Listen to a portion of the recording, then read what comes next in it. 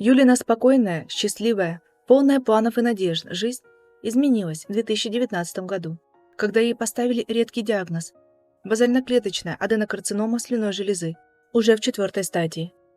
Несмотря на прогнозы, Юлия не сдавалась и отправилась в Беларусь, где ей удалось пройти успешное лечение, но ремиссия оказалась слишком короткой. Болезнь вернулась. У Юли обнаружили метастазы в легких и плевре. В Беларуси ей больше ничем не могли помочь. Все стандартные протоколы лечения были испробованы и больше не останавливали прогрессирование болезни. Единственным оставшимся для нее вариантом стала иммунотерапия препаратом, который не был зарегистрирован ни в Беларуси, ни в Украине, ни в России, и она была вынуждена открыть сбор и полететь в Германию. Базально-клеточная аденокарцинома слюнной железы представляет собой редкий вид рака, который трудно поддается лечению, особенно по стандартным протоколам при наличии отдаленных метастазов.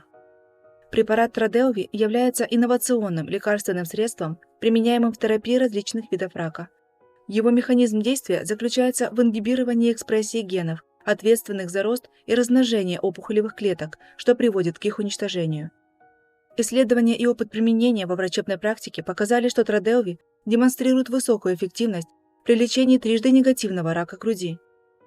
Однако у Юли другой диагноз, но клиника в Германии, специализирующаяся на ее типе рака, провела ряд исследований, в ходе которых был выявлен позитивный предиктивный маркер ответа на иммунную терапию Троделви и предложила экспериментальное лечение именно этим препаратом.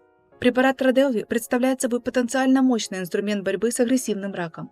Клинические исследования показали, что Троделви может быть эффективным в лечении пациентов даже на поздних стадиях заболевания. Одним из ключевых преимуществ этого типа иммунотерапии является способность проникать в опухолевые клетки и ингибировать их рост, что способствует сокращению размеров опухоли и предотвращает распространение раковых клеток в организме. Это делает препарат особенно полезным в лечении аденокарцином, при которых опухоли агрессивные и метастазы быстро распространяются по организму. При всех преимуществах препарата его главным недостатком является цена – 17 тысяч евро за каждый цикл.